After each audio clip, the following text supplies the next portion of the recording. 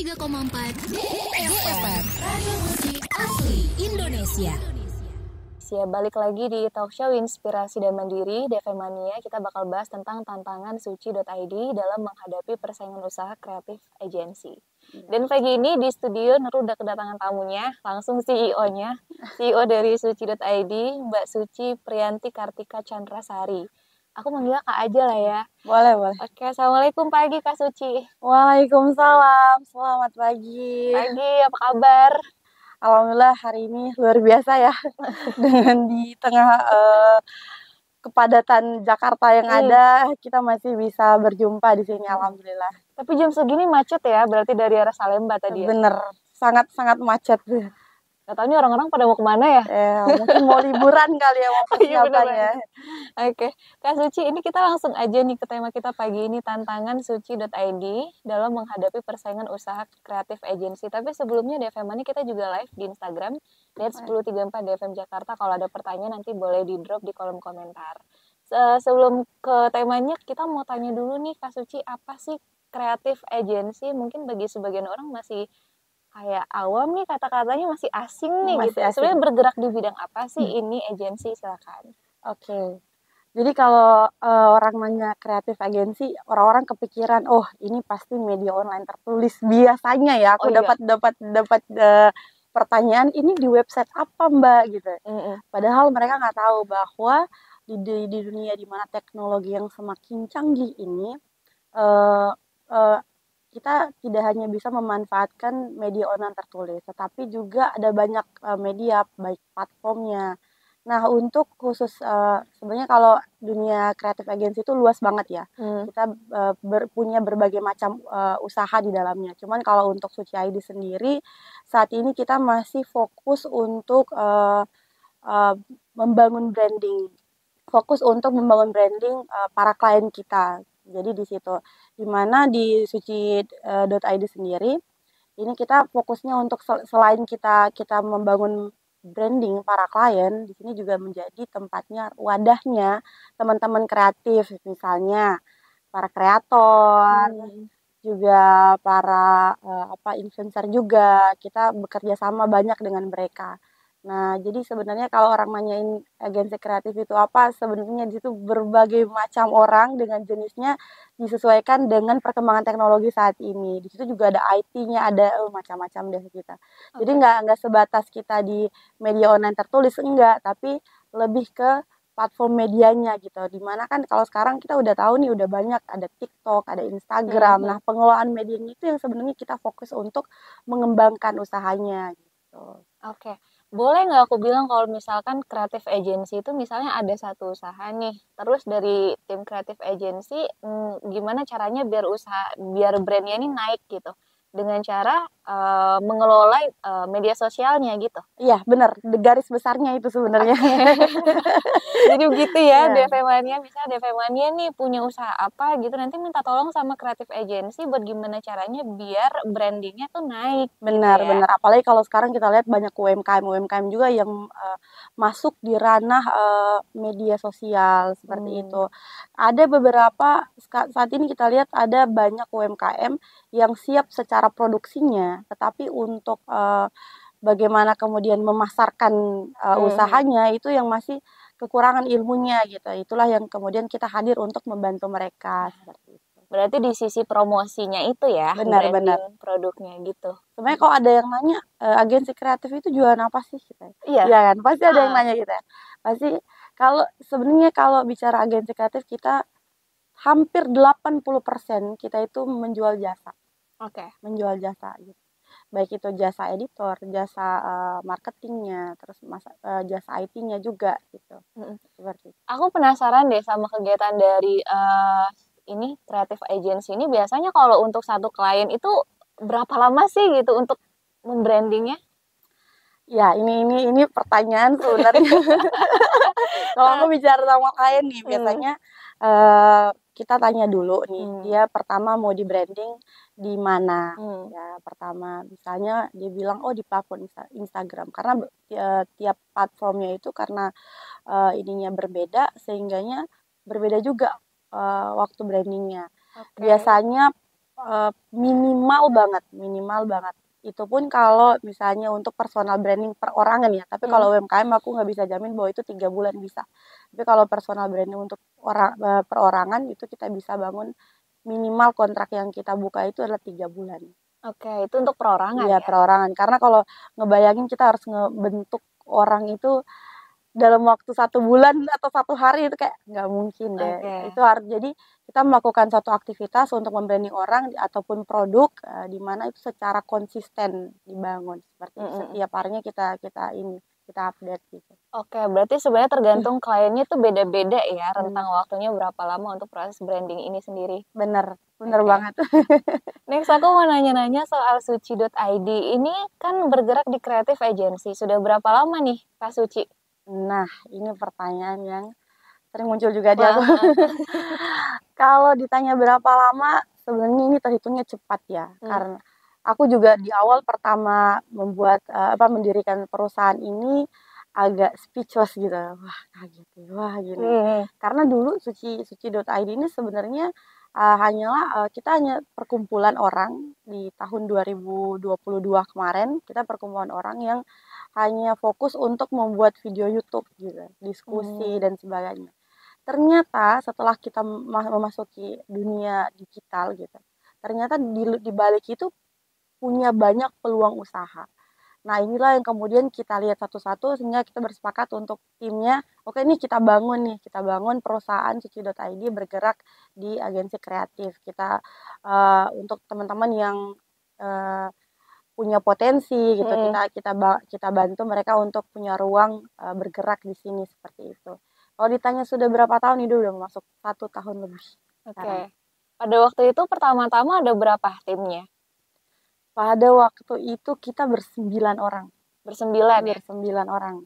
Oke. Sebelum bangun creative agency ini kan sebenarnya setiap orang mungkin punya cita-cita pengen punya startup sendiri kayak gitu kan. Ya, kayak creative agency ini kayaknya bisa nih. Kita kan kreatif nih anak muda. Tapi menurut Kak Suci apa sih yang diperlukan atau bidang-bidang apa sih yang at least harus ada di awal pembukaan creative agency ini? Kalau bidang yang pertama harus ada seperti kalau di aku tergantung kebutuhan ya. Kalau di suci.id itu sendiri di awal yang benar-benar kita butuhkan adalah public relation pertama. Terus yang kedua tim IT-nya. Yang ketiga adalah tim produksi sama tim kreatifnya sendiri. Satu lagi tim riset.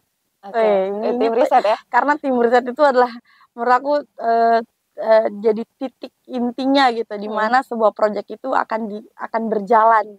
Jadi dari tim riset dulu kemudian dibuang ke tim kreatif yang mengelola, kemudian hasil jadilah satu skrip, satu ide yang udah di brainstorming dan sebagainya, kemudian dibuang ke tim produksi, ditentukan apakah ini akan jadi videografis kah atau jadi sekedar desain grafis kah, seperti itu.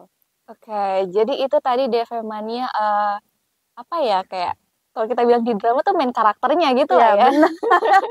Bidang-bidangnya. Iya, bidang-bidang utama yang harus ada di agensi kreatif ini. Ada satu fakta menarik. Jadi pertama kali orang ketika mendengar agensi kreatif kan kaget juga. Aku juga kaget gitu. Gimana? Kagetnya gitu karena itu apa ya gitu. Iya benar. Pernah itu apa ya? Mereka tuh ngapain sih sebenarnya gitu ya? Ngapain aja sih gitu. Bahkan justru ketika memulai usaha ini, aku justru banyak belajar dari tim-tim kreatorku gitu. Mereka lah yang sebenarnya pada dasarnya yang menjelaskan tentang ke aku, oh ini loh agensi kreatif ini loh peluang usahanya ternyata besar. Dan itu benar-benar kenapa aku bilang tadi speechless, karena banyak aku kaget dengan wah ternyata cepat sekali perkembangannya seperti itu. Aku berpikir untuk satu perusahaan di awal baru membangun ya, sepertinya mustahil gitu kita bisa punya project yang banyak gitu. Tetapi ketika kita berjalan 2 bulan, wah kaget juga banyak gitu. Kaget gitu. Oh ternyata untuk satu produk ini ternyata begini loh prosesnya, dan ini loh usaha-usaha bidang-bidang yang sebenarnya bisa kita ambil alih untuk anak muda sendiri. Oke. Klien Suci ID itu biasanya di bidang apa aja sih yang membutuhkan creative agency ini? Kalau sekarang ditanya banyak sebenarnya jenis.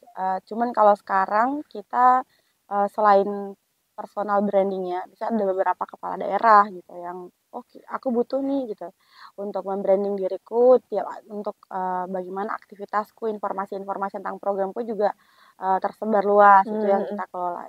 Yang berikutnya adalah beberapa instansi juga kayak KPU dan Bawaslu, itu juga beberapa juga kita kerjasama, dan beberapa UMKM juga yang kerjasama bareng kita. Jadi sebenarnya kalau tanya agensi kreatif itu peluangnya di mana, ya hampir semua instansi sepertinya butuh agensi kreatif. Apalagi di dunia digital di mana informasi sekarang sudah sudah sangat cepat banget. Bahkan kita di suci.id sendiri itu mengejar baik ilmunya juga kita upgrading tiap hari, karena teknologi saat ini dengan adanya AI juga gitu, artificial intelligence ini, wah kita seperti dipacu gitu, harus belajar ini, belajar itu. Oh ternyata ada teknologi ini baru, menghitung tren, menghitung grafik, medianya gimana dan sebagainya. Wah itu tiap hari kita dipacu ya. Aku juga merasa tiap hari jadi belajar gitu loh, selain punya usaha, belajar juga seperti itu. Oke, ilmu apa sih yang kayaknya tuh harus ada banget gitu di kreatif agensi ini? Ada nggak? Soalnya aku tuh bingung gitu ya, prosesnya gimana yang menaikkan engagement ya berarti gitu kalau di sosial media. Bener. Sebenarnya ilmu apa? Menurut aku hal yang paling penting ketika teman-teman punya usaha agensi kreatif, teman-teman adalah kekompakan dalam tim. Karena setiap bidang-bidang yang tadi udah aku sebutin itu punya peran yang sama pentingnya gitu. Walaupun tadi aku bilang bahwa tim riset adalah salah satu, itu tunduk awalnya gitu. Kalau udah salah dari tim riset, udah meriset datanya udah salah, pasarnya udah salah, marketnya udah salah, pasti kebawa juga ke tim kreatif sama tim produksinya. Nanti bisa ketahuan itu ketika masuk di tim review, baik itu dari tim legal sama tim review dari produksi. Wah ini salah nih, target market kita udah salah, tapi udah terlanjur, gimana dong gitu. Jadi emang semua bidang tadi yang sudah aku sebutin itu udah benar-benar perlu dan penting gitu. Gitu. Jadi awalnya juga justru perlu banget ya riset tadi itu. Bener. Oke. Misalnya gini, aku kasih spesifik. Misalnya gini, ini kan kalau sekarang lagi genjar-genjarnya tentang pemilihannya. Iya. Baik itu pilpres, pileg juga kan. Misalnya ada satu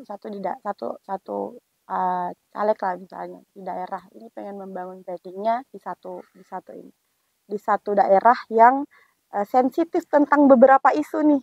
Nah tiba-tiba kita bawa nih isu yang sensitif, jadinya kan efek negatifnya ke personalnya gitu. Jadi memang harus ada tim riset dulu. Kita udah harus meriset masalah di daerah itu apa, kebutuhan masyarakatnya itu apa, terus selain itu orang itu di daerah itu sebelumnya dikenal sebagai apa dan dia mau dikenal sebagai apa gitu. Itu yang kemudian kita bentuk, kita riset, kita setting bagaimana ini di tim kreatif sendiri yang akan mengelola itu. Oke. Jadi gitu ya, DVM ternyata prosesnya tuh nggak segampang kita pikir loh, tinggal tulis post ya kan, terus sebar luaskan tuh nggak, ternyata ada risetnya juga, ada tim IT-nya dan segala macam. Ini kalau ngomongin tentang kreatif agency kan udah banyak ya, di mana-mana perkembangan dunia digital itu tuh cepet banget. Anak muda udah langsung berpikir, nah kayaknya bisa nih kreatif agency. Nah menurut Kak Suci nih, gimana sih cara suci.id ini bisa memperoleh klien di tengah persaingan itu gitu? Berat ya. Soalnya berat kita kan ngomongin peluang bisnisnya ya. Kalau ditanya bagaimana kita dapat klien, sebenarnya itu pertama relasinya kita. Yang kedua kita juga memberikan penawaran. Kita memberikan penawaran kepada beberapa instansi juga, masukin. Apalagi kalau di awal tahun begini biasanya kan kontrak-kontrak itu baru mau dimulai ya kan, itu kita udah mulai masukin gitu. Jadi kalau ditanya kliennya dari mana, selain ada klien yang datang sendiri nih meminta untuk konsultasi brandingnya gitu, ada kita juga berusaha untuk menggait kliennya, seperti itu yang tadi aku sampaikan. Oke, berarti sebenarnya ada penawaran juga ya? Ada penawaran juga ya dari kita. Biasanya kan kalau sekarang kan biasanya para instansi-instansi terkait yang kayak dinas-dinas, mereka kan sekarang lagi genjar-genjar program Iya, gitu. Program mau ada kegiatan, mau ada apa penyuluhan. penyuluhan dalam 1 tahun gitu. Biasanya kita nawarin nih Pak untuk tahun ini gimana kalau kita yang ngelola media sosial untuk instansi ini gitu. Biasanya kayak gitu kita nawarin. Oke, kalau untuk orang-orang yang bekerja di creative agency, ini kan apakah semuanya freelance atau sebenarnya ada yang tetap juga? Kalau ditanya creative agency sebenarnya ada mix ya, kita mix. Ada yang tetap, ada yang freelance. Karena seperti yang aku sampaikan di awal, bahwa di dunia digital yang semakin canggih ini, misalnya gini, ada satu fotografer nih, dia punya job wedding, dia punya job banyak lah di luar-luarnya gitu. Iya. Yang sekali jobnya itu bisa sama kayak gajinya kayak Sebulan. sebulan di suci.id atau satu project di suci.id. Iya. Makanya bagi aku sendiri sih bukan karena tidak ingin mengontrak mereka tetap gitu, tetapi sayang aja gitu kalau mereka bisa dapat lebih di luar sana, kenapa enggak kita kasih kesempatan juga gitu. Oke.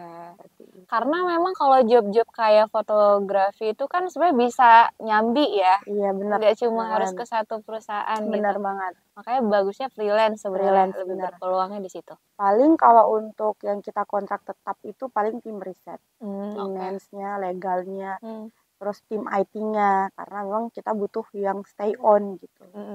Tim intinya lah ya. Ya intinya. Oke. Kalau nggak ada tim IT juga, wah ini kabakan kita udah kerja siang malam, kita nggak tahu nih ukurnya gimana gitu. Kalau IT-nya juga freelance, kitanya bingung. Apalagi kita udah punya standar sendiri kan. Benar. Oke. Kalau tantangannya apa aja sih yang dihadapi oleh perusahaan creative agency? Tantangannya yang paling besar sebenarnya karena yang tadi sempat aku bilang di awal bahwa sekarang dunia digital itu cepat sekali bertumbuhnya, hampir setiap hari cepat. Satu brand aja itu kadang-kadang mereka dulu satu brand itu bisa produksi satu produk itu biasanya per 3 bulan, per 6 bulan ya. 4 musiman lah istilahnya kalau mereka produksi disesuaikan dengan musim-musim. Tapi sekarang ada satu brand itu yang dia produksi satu macam item dalam 1 hari, satu hari itu bisa 6 gitu. Bayangkan kalau tiap hari kita harus berpacu gitu. Tiap harinya kita mengejar percepatan marketnya gitu. Nah, dan itu mempengaruhi pasar. Nah, sekarang ini dengan putaran pasar seperti itu membuat kita juga di tim kreatif itu di agensi kreatif juga jadi punya tantangan sendiri nih membaca pasar, Jadi kalau ditanya tantangan paling besar saat ini adalah tadi percepatan. Yang kedua adalah persaingan usaha digital marketing yang juga kita bilang banyak, walaupun sebenarnya kalau di suci.id sendiri udah alhamdulillah proyeknya udah mulai jalan gitu. Tapi kalau ditanya teman-teman yang lain kita juga nggak tahu karena ada juga beberapa agensi kreatif yang pola kerjanya nggak kayak kita. Justru mereka membuka lebih luas lagi gitu. Misalnya contoh mereka ngiklanin di Instagram ataupun di TikTok nih untuk jasa bikin video, jasa bikin ini seperti itu kan ada juga gitu. Tapi aku sendiri selalu percaya rezeki itu pasti selalu ada. Dan ternyata benar. Pasti ada aja gitu. Ada aja ya? Ada aja rezekinya. Oke. Kalau ngomongin tentang talent atau artisnya, itu tuh sebenarnya freelance juga ya berarti? Iya, freelance juga. Kita kerjasamai tergantung dengan proyeknya. Gitu. Misalnya gini, di tim riset di penyampaiannya kalau bulan ini ada perayaan misalnya Hari Ibu nih, kita kan butuh talent nih buat bikin video, buat bikin desain grafis yang entah kita mau foto atau mau kita videoin dia seperti itu. Oke, kalau untuk talentnya atau artisnya sebenarnya dari creative agency itu ada nggak sih kriteria dia nih harus influencer nih minimal gitu atau gimana? Nah, itulah kunci dari adanya tim riset gitu. Di riset dulu gitu sama mereka. Apakah kita butuh banget gitu? Ada juga pernah kita justru kalau sekarang ya beberapa kalau memang kasusnya kita dapat project yang instansi gitu. Rata-rata orang itu kalau ngomongin instansi ya biasanya mereka udah tahu proper banget gitu. Nah justru karena terlalu proper, jadi orang malas ngeliatin. Iya. Ya, orang kalau udah nampilin, wah udahlah kita udah tahu mereka gimana Iya, gitu bener ya. ya. Nah jadi di kasus-kasus seperti itu justru kita butuh orang yang bukan influencer, bukan justru orang baru yang fresh gitu ya. Yang bikin penasaran Yang gitu. bikin Ini penasaran, siapa gitu. sih ini apaan sih ini ya kayak gitu. Itu pentingnya riset tadi ya, Iya Kak benar, Suci ya. riset tadi itu penting banget. Oke. Kak Suci ini sebenarnya pendengar kita itu banyak yang pelaku UMKM. Menurut Kak Suci penting banget nggak sih buat mereka pelaku UMKM untuk bekerja sama creative agency? Penting banget. Pentingnya itu seperti apa? Karena gini, tadi seperti di awal yang aku sampaikan, beberapa UMKM itu mereka siap untuk produksinya, tapi marketingnya mereka nggak siap gitu. Padahal pernah ingat ini nggak? Aku dulu pernah ingat ini panci anti lengket, ingat nggak itu? Panci anti Dulu lengket aku ya? masih kecil ada panci anti lengket. Iya benar. Panci anti lengket itu dulu mereka saat misalnya gini, mereka ngeporsiin budgetingnya 1 M untuk produksi. Untuk marketingnya itu juga 1 M. Wah. Iya, bener-bener gitu. Jadi memang disesuaikan gitu. Nah, sekarang itu kalau khusus UMKM sendiri ya, kalau udah mencapai nominal seperti kadang-kadang mereka nggak sanggup gitu. Aku juga makanya kemarin itu jadi pembahasan aku dengan beberapa instansi gimana UMKM ini bisa kita support gitu. Iya benar. Dan mereka bisa dapat pelatihan juga dari kita, kalaupun mereka nggak sanggup ya, minimal mereka dapat ilmunya lah gitu. Oh gini nih marketingnya ini seperti ini. Karena kalau bicara dunia marketing memang agak pricey, karena tadi aku bilang ada banyak tim yang bekerja di balik layar yang sebenarnya orang nggak tahu gitu. Satu video bisa tayang, orang taunya oh video doang gitu. Edit doang post gitu ya. Orang nggak tahu bahwa itu ada tim risetnya itu di copywriting, di brainstorming, kemudian diproduksi, di review lagi. Itu prosesnya panjang sekali seperti itu. Oke, aku juga penasaran satu nih Kak Suci, ada nggak sih kayak etika-etika yang harus dipatuhin sama para pelaku kreatif agency ini dalam berbisnis gitu? Etika ya ngomongin Kalau etik ya, iya ini agak sensitif ya, tapi aku coba jawab dengan ini ya. Baik. Etika secara tertulis itu nggak ada, karena nggak ada aturan secara tertulis. Tapi tinggal kesadaran diri kita masing-masing itu pertama. Tapi juga ada beberapa klien jatuhnya kalau di kliennya mintanya misalnya kayak beberapa KPU dan Bawaslu kan ada aturan terbaru bahwa mereka wajib untuk men-share tentang bagaimana proses dan tahapan pemilu. Kan. Nah itu kan mereka wajib untuk punya, baik itu mereka mengkontrak satu agensi kreatif ataupun punya media sendiri mereka. Benar. Nah biasanya di satu daerah nih, kadang-kadang kita juga dapat proyek di mana ada caleg gitu ya, yang mau minta, gue mau nih gitu, di branding gitu ya? juga, gue mau konsultasi. Nah kalau di satu daerah kita udah kerja sama KPU atau Bawaslu, sebaiknya jangan gitu, jangan diambil karena sangat sensitif banget dan pasti kemungkinan besar pasti bersinggungan. Gitu. Karena memang peran KPU ini Bawaslu memberikan edukasi serta netral ya peran media gitu peran kan. medianya netral. Kalau kita ngambil satu proyek di daerah yang sama, kemudian ada KPU dan Bawaslu termasuk calegnya tuh, aku kalau di aku sendiri aku nggak bisa. Udah melanggar ya? Udah melanggar dulu.